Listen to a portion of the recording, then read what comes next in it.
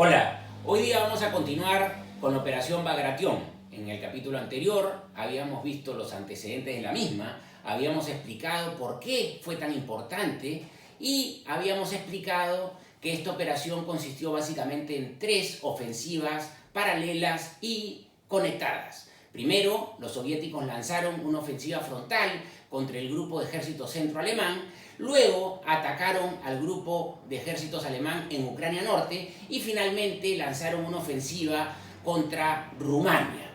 En el capítulo de hoy vamos a analizar los factores que incidieron en el desarrollo y finalmente en el resultado de esta batalla, tanto desde el punto de vista alemán como desde el punto de vista soviético. Vamos a analizar también el desarrollo de la batalla y finalmente veremos cómo quedó el frente oriental cuando concluyó esta decisiva operación.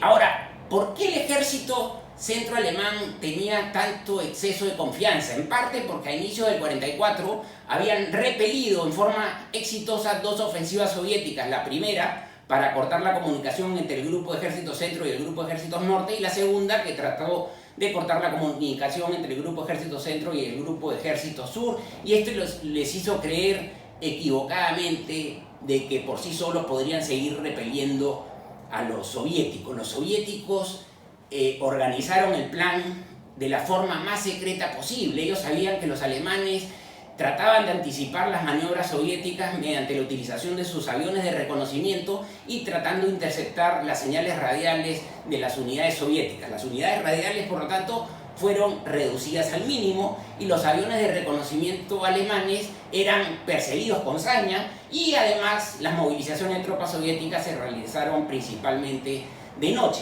Otro factor que quiero destacar es que si bien luego de la purga que hizo Stalin antes de la guerra de sus oficiales, de sus generales, lo que hizo que al principio de la guerra el mando soviético no fuese muy cuajado, para este entonces ya la selección natural había hecho que el mando soviético fuera un mando sumamente competente, que como digo ya había desarrollado su propia filosofía de guerra, de usar ofensivas concatenadas o conectadas.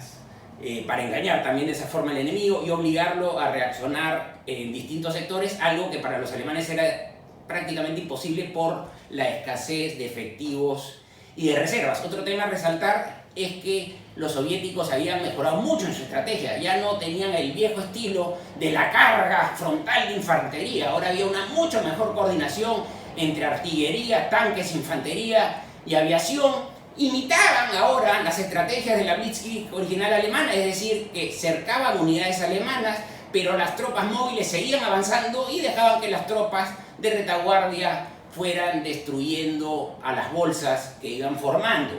Por otro lado, la superioridad aérea fue simplemente de una magnitud abismal, 6.000 aviones soviéticos contra solamente 1.000 alemanes, y el hecho que durante la operación Bagration, en 40 días, los alemanes hayan logrado derribar 1.600 aviones soviéticos, rinde tributo a la calidad de los pilotos alemanes. Pero ciertamente este heroísmo y esta calidad de los pilotos alemanes de ninguna manera podía competir contra los números avasalladores de superioridad soviética. Hay 5 factores claves que explican por sí solos el éxito de la operación Bagration. Primero, un buen y unificado mando soviético. Segundo, la sorpresa estratégica. Tercero, la superioridad de hombres y de medios. Cuarto, las mejores tácticas. Y en quinto lugar, la superioridad aérea. La operación Bagration en marcha. Se buscaron 6 puntos en el frente del grupo de ejército centro-alemán, en los cuales se atacó luego de una barrera artillera sumamente potente. Recordemos que la superioridad artillera rusa era impresionante y además considero yo que el ejército rojo de todos los ejércitos de la Segunda Guerra Mundial tuvo la mejor artillería. Luego de un ataque de artillero impresionante, los rusos atacaron en un frente de 112 kilómetros, una línea alemana sumamente tenue y delgada. Los alemanes que esperaban el ataque en el sur, como digo, habían desplegado la mayoría de sus divisiones Panzer hacia el sur, y el grupo ejército centro era prácticamente un ejército de infantería que en esto que hemos llamado anteriormente el balcón bielorruso, tenían que cubrir con sus 792.000 soldados, tenían que cubrir un frente de más de 1.100 kilómetros y no tenían movilidad. Solamente contaban con una división Panzer, 2 divisiones acorazadas de granaderos y algunos tanques de un batallón independiente, ciertamente insuficientes para romper cualquier brecha que lograran las tropas de la Unión Soviética. Además, como eran prácticamente un ejército de infantería y los soviéticos atacaron en 6 puntos al mismo tiempo, los alemanes no pudieron mover tropas de un lugar a otro y tampoco tenían las reservas móviles para cerrar las brechas. Cuando empezó la ofensiva, tan seguros estaban los alemanes de que el ataque no iba a ser por el centro, que el mariscal Busch estaba de licencia en Alemania, tuvo que regresar inmediatamente a su cuartel general en Minsk. Y ya tengo que mencionar que veteranos alemanes habían detectado movimiento y lo habían reportado, pero el alto mando alemán no había cambiado de opinión de que la ofensiva vendría por el sur. Cuando Busch, el mariscal de campo del Grupo Ejército Centro, llega y ve alarmado la situación, lanzó todas las sirenas, todas las alarmas, pero el alto mando alemán le dijo que esté tranquilo, que eran ataques locales y nada más que eso. Cuando finalmente Hitler y su alto mando se dan cuenta de la gravedad de la situación, ya era muy tarde. Reemplazaron al mariscal Busch por Walter Model. Walter Model por un tiempo fue comandante al mismo tiempo del Grupo de Ejércitos Ucrania Norte y Grupo de Ejército Centro, lo cual permitió mandar refuerzos de un lado a otro, pero ya en forma tardía. El colapso del Grupo de Ejército Centro alemán fue brutal. Los soviéticos, con gran movilidad, apenas lograron brechas en el frente, movieron y penetraron con profundidad con todas sus divisiones móviles y fueron creando bolsas. Los alemanes, con el síndrome de Stalingrado, cada vez que eran cercados pequeños grupos de soldados, estos se dividían en pequeños grupos para así tratar de tener más éxito en romper el cerco ruso y regresar a sus líneas, lo cual era sumamente complicado porque los alemanes estaban en franca retirada y cada vez estaban más al oeste. Los alemanes tuvieron que dejar atrás todo su armamento pesado y solamente contaban con fusiles y pistolas para tratar de cruzar las líneas soviéticas y regresar a sus líneas propias. Los partisanos acá sí jugaron un rol decisivo porque por primera vez estaban en igualdad o en mejores condiciones armamentísticas que los alemanes y cortaron la retirada de varios. En cuanto al tema partisano, quiero comentar que hasta cierto punto algunos historiadores consideran que era la continuación de la guerra civil rusa, ya que los procomunistas apoyaban a la Unión Soviética y los anticomunistas, hubieron muchos, dicho sea de paso, apoyaron a los alemanes. Si los alemanes hubiesen querido tener suerte en repeler la magnitud de este ataque, se hubiesen necesitado por lo menos 10 divisiones Panzer. Y recordemos, el Grupo Ejército Centro solamente contaba con una, luego se enviarían 2 desde el sur, y cuando Hitler y su alto mando se dieron cuenta de la gravedad de la situación, trataron de conseguir soldados, aviones y tanques de todos lados, pero ya era muy tarde. Minsk, la última ciudad importante, la capital de Bielorrusia, la ciudad más importante que quedaba en manos alemanas, finalmente sería cercada y los esfuerzos alemanes de mandar refuerzos llegaron muy tarde.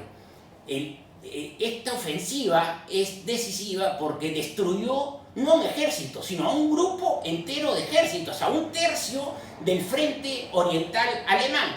Los alemanes, sin embargo, así como von Manstein se lograría reagrupar en Ucrania luego de perder la batalla en Ypres, los alemanes en forma impresionante volvieron a recomponer el frente, creando en forma de emergencia lo que se llamó el Grupo de Ejércitos Vístula, en atención a que el ejército asentó su línea defensiva a orillas del río Vístula, que es un río que corta Polonia de norte a sur. Este sería el grupo de ejércitos que trataría de resistir el vendaval ofensivo soviético desde ese entonces y hasta la finalización del conflicto. 40 días luego de iniciar la operación Bagration, que se inició, como un dato anecdótico, el 22 de junio de 1944, es decir, en el tercer aniversario de la operación Barbarossa, 40 días después del inicio de la operación Bagration, los rusos habían llegado a los suburbios de Varsovia. Y acá hay un evento donde hay mucha polémica. Dicen los soviéticos que ya con sus líneas de suministros muy largas y sus tropas exhaustas tuvieron que detener el avance, precisamente en el momento en que la resistencia polaca se levantó en armas contra los alemanes. Y los rusos pararon su avance y permitieron que los alemanes, que además no eran tropas todas regulares del ejército, sino había muchas tropas SS que realmente cometieron actos sumamente cuestionables, inaceptables, arrasaron Varsovia a vista y paciencia de las tropas soviéticas que esperaron a que esto suceda y que los alemanes se retiren para recién ocupar Varsovia. Se dice que esto es porque la resistencia polaca apoyaba más bien al gobierno polaco en exilio, apoyado por las potencias de Occidente, mientras que Stalin quería poner un gobierno polaco obviamente comunista. Con esto concluimos la Operación Bagration y el siguiente capítulo, que será el final de esta saga de capítulos del Frente Oriental en la Segunda Guerra Mundial, implicará la última y desesperada resistencia alemana en dos batallas: las alturas de Shiloh y finalmente la última batalla de la guerra en Europa, la batalla de Berlín. Muchas gracias, mi nombre es Luis Pesquera y nos vemos en el siguiente capítulo.